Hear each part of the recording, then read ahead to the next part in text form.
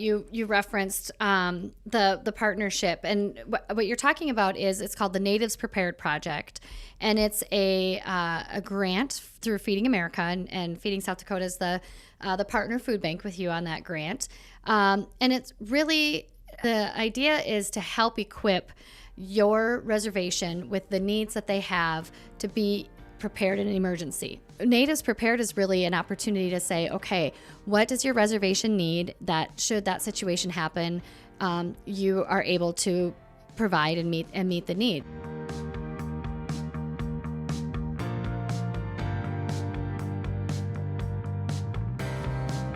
Hi everyone, welcome to this week's episode of 50 Faces of Feeding South Dakota. We're continuing our conversation this week about food insecurity and movements that are happening within tribal nations to help bring understanding to all of the great things that are going on to help resolve some of that food insecurity. And today we have Lexi with Sisseton-Wahpeton-Oyate. Lexi, did I say that right? Yes. Thank you very much. Keep me speaking correctly. Why don't you start by introducing yourself to our listeners and our viewers? Tell them a little bit about who you are. All right. Mitapiapi. My name is Lexi Fancher Lincoln. I am the vice chairwoman of SWO.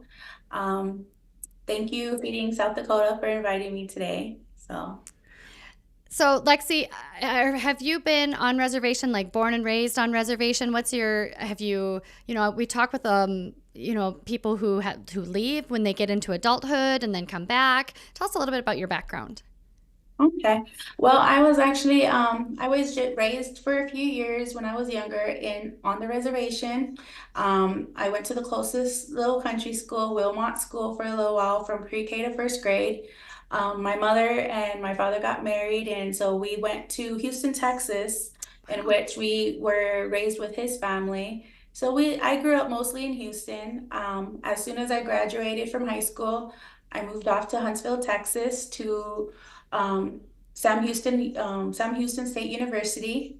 So that's where I received my bachelor's in criminal justice and a minor in psychology. So Okay. as soon as I graduated, I decided to come back to the reservation.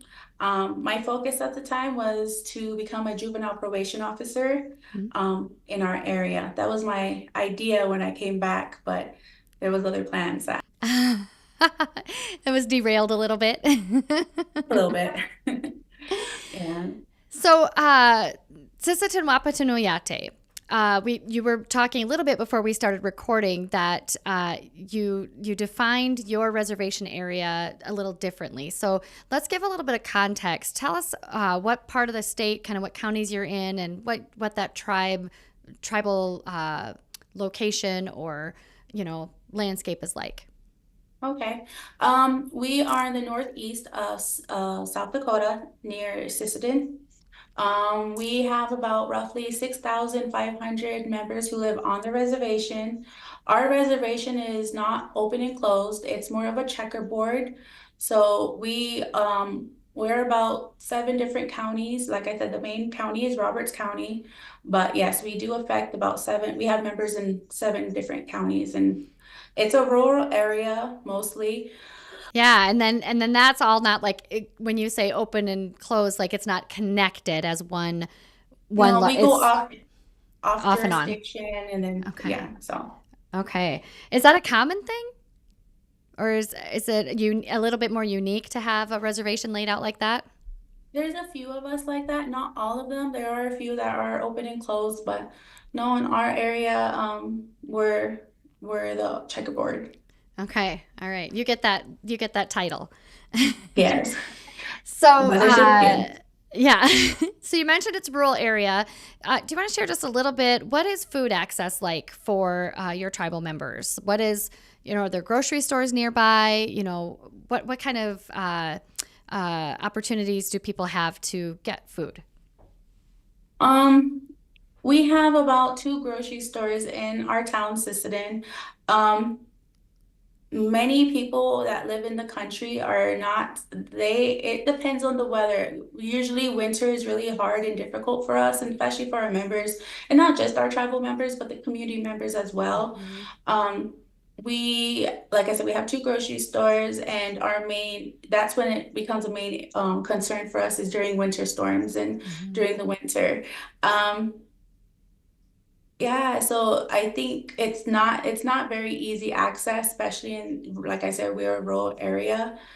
You know, clean water is a concern, Mm, easy access to medical care and groceries is not, it's not fun times usually during the winter. And I think that's where we're trying to focus on being more proactive than reactive in some areas, just yeah. ensuring that we can help all members. So that's a really, really important sort of entry into our conversation today, and we'll get into it in just a little bit. But you identify as a tribal member and tribal leadership individual the challenges, and then I would imagine you sort of have this vision for like an ideal state, like what would we like to get our community to, in order to not feel like we're facing these challenges. Do you have a vision for that? Like what would be ideal state? Just having access to all the equipment and supplies that we need would be Mm-hmm. amazing, Yeah. especially, our roads maintenance can be a big help with that when, especially during that time. That's when we start working in our projects of having little community gardens and having this access in different areas. So not everyone has to go to the grocery stores. We're trying to create that Mm-hmm. locations within each of these areas so that each of these areas don't have to travel too far, and just trying to be, like I said, proactive, and then trying to just prepare for homes to have clean water in case there is, emergencies, whether it's water disruption or power outages, stuff like that. So that's our goal, is just trying to be able to provide for each little community. So then that way, um, it kind of takes, I don't want to say make it completely easier, but Sure. easier than what it is now. It prevents an emergency from becoming a life threatening event when you Correct. can have that preparedness. And if I remember correctly, we have a partner within the tribal area, and it is a food pantry. But is it the only one within that area, or I feel like there was some sort of challenge about hours of access, maybe, or something like it's good to have it, but it's not always open, or it doesn't help get into that widespread area of the reservation. Am I tracking correctly with Yep. that? Okay. So we do have, as of right now, we had two programs. We have our food commodity program, but of course that's based off of household income. So that's kind of limited to some households. And then we do have a food pantry program. So these ones are usually during work hours, 8 to 4:30.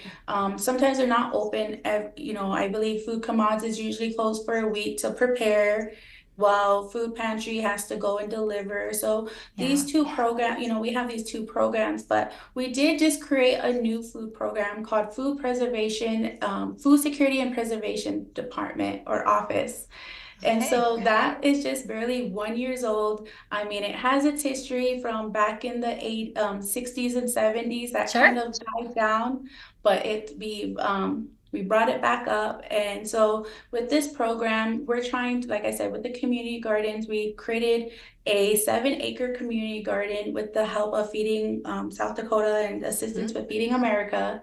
So that's helped that. Well, it's also going to be able to teach community members about food preservation, medicinal harvesting medicinal plants, Mm. and just different areas. So Yeah. then that way it's open after 4:30 and is available to Sure. our community members. So let's talk a little bit about you referenced the partnership, and what you're talking about is it's called the Natives Prepared Project, and it's a grant through Feeding America, and Feeding South Dakota is the partner food bank with you on that grant, and it's really, if it's the idea is to help equip your reservation with the needs that they have to be prepared in an emergency. And that when I've had conversation, I'm going to be honest, I know very little about it. But when I first started at Feeding South Dakota, my first winter here, we had that really big snowstorm that it just had feet of snow, right? And I remember we did some emergency response to Sisseton Wahpeton. We did some to Rosebud and to Pine Ridge, because the people were living so rural, they couldn't get out of their homes, and vehicles couldn't get to them. And so we would bring in a truck of food, and people would meet our truck with snowmobiles and sleds, and they would take it to the houses, right to the people, so they had access to that food.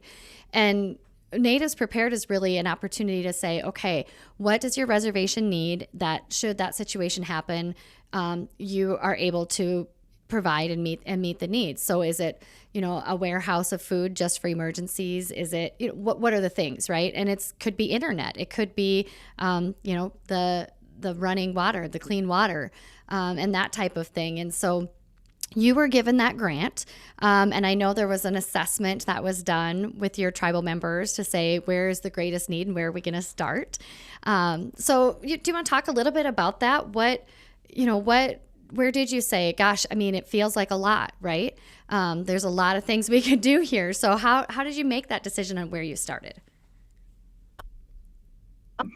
Well, to start from the beginning, unfortunately, I wasn't in the position. This happened a few couple of Mm-hmm. years before I came in. The tribal executives just came in fiscal, well, January 2023. So since January 2023, I've just been kind of carrying on what the previous Mm-hmm. executives and councils have done before. But what basically happened during that time also is that that's when COVID kind of hit too, which made us, like I said, it made us go into a reaction instead Yeah. of being proactive. And so we are thankful for Feeding America with that. What we did with that, well, we approved it. So when you say the funding, was the funding during that time or this? Because I know we got more funding this year, so I'm sorry. No, that's fine. This is your, I believe, a second award, Yes. because the funding also had started before my time here too. Like the project had Okay. just gotten momentum when I started. Um, Okay. and I think the assessment phase is where the tribe was at, with that first one. So yeah. Okay, so with the first one, like I said, it kind of helped us prepare what we need to start working on. What can we do to work on it now? Mm-hmm. They did come back in 2023 towards the fall. So like I said, they came in towards the middle ending where they're like, all right, this is where we started taking the steps to make sure that we meet these assessment needs. So with that, like I said, we created our new program. One of the items that we did was create the food security and preservation program. With this Mm-hmm. program, we were able to renovate a building that was created, I think it was built in the 1960s, specifically for food preservation. So I'm very happy that it came back to life. And so what we're doing with this program is it's also called the Ole Robertson Building, which is named after an individual who spent his complete time focusing on food preservation and helping members during that time. But this is one of the food storage units where it's like about an 8-room building. And so this one program has 3 different parts to it. It has the food storage for future emergencies. So that's where Mm-hmm. we're using the grant to purchase equipment, freezers. That's where we're going to be storing emergency food boxes. The second part is creating the food boxes and also having classes to teach our tribal members how to create emergency food boxes and how to preserve food. That's the second part. And then the third part is like the gardening, like I said. But the grant that we received 200,000 the first time. There was extra funding, so we applied for the second 200,000, and then there was carryover for about, I believe it was 78,000. So we received about 478,000 last summer, and that has purchased much of our gardening supplies for the 7-acre garden. Mm-hmm. It has purchased all the bigger equipment for the building, and it's able to help us employ 2 of the employees at least for one year. So we're pretty excited that it's really helped this program come back to life and also teach the next generation Yeah. some of these items that our grandmas and grandpas knew back in the day. So we're and Yeah. The then not only important that. skills. Yeah, and then we also have elders who were kids back in the 60s who are attending these classes and are so happy to see this. And they're, everyone's just thankful for the Yeah. natives prepared to assist SWO in this project. And I just feel like there's often conversation when I talk about the work that I do and the work that Feeding South Dakota does. I mean, we're meeting a need right now. We know that there's a food access need, not just in Sisseton Wahpeton, but in other areas of the state, right? I mean, your tribal counties, in particular, food insecurity ranges from like 10% to 14%. And so that's a big range, but it's also on the higher end of the food security insecurity percentage, right? And that every county in the state has food insecurity. So we know there are people who need food. And as a food bank, it is our responsibility to get food to people so that, they can thrive, right? But I love that this project through Feeding America and talks about sustainability. It talks about how can we equip you to, yes, we'll get you food now and we'll help you with food, but we know that you envision a future where you don't have to have that. You can provide for your members and have that extra as well for those emergency situations. And it's such an important part of fighting hunger is not just meeting the need, but helping to equip the sustainability and the continuation of food. And now, correct me if I'm wrong because I'm not an expert, but food is such an important piece of tribal culture. And, you talk about the preservation, and I remember my grandma canning, and I have a sister who, she was a teacher. She'd spend summers canning. My kids say it's the best spaghetti sauce in the world, right? And I've always, thought that is so cool, but it's just not something I've had an interest in. But it's a skill that's important. And especially if, there would ever come a day where I had issues accessing food, I would need to know that. If I knew that, I'd be able to care for myself. And so, I just think it's such a nice, way to kind of close the circle and say, yes, we're not, we're working toward that lower food insecurity rate. And we're going to start by providing for our members in an emergency and making sure that, because you can't count on Feeding South Dakota to be able to get there. I mean, I always say Sisseton, like the Sisseton exit on the interstate's like the black hole. You just never know. The sun could be shining until you get there. And then, Yeah. but, I just, as I think about it, I'm grateful that the people who invest in Feeding America and provide the dollars can see that this is how that those funds are being reinvested, and that really you think of a food bank as just getting food to people because they need it, but we really are interested in and invested in helping build sustainable solutions. Yes, and then not only that, but we also have now we have these youth programs, we call them summer youth workers, and when we're involving the younger generation to come and then also be a participate in this program, I believe we pulled about 8 to 10 children, about the ages from like 16 to 18. And they're learning about this stuff. They're Yes. learning about gardening. They're learning of the equipment. They're learning how to use tools. Mm-hmm. We're currently putting up some greenhouses up also, and so they're seeing how it works. And so we're pretty excited. And then we have multiple programs that are able to work together. Our natural resource program, we have a buffalo farm, just little programs that are able to work together and teach these things and, be able to provide these classes and community events for our community members for these reasons exactly. So it's great momentum. I mean, it's so exciting. And in a couple years, look at all that has happened through this opportunity. What's next? Like, is there more to build onto this? Is there another direction to go? What does it look like to continue to build on this?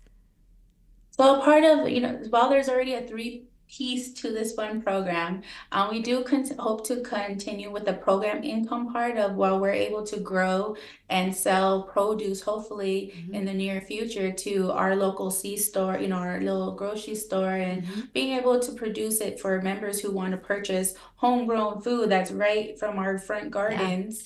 Yeah. We are currently working on opening our meat locker to do teepee.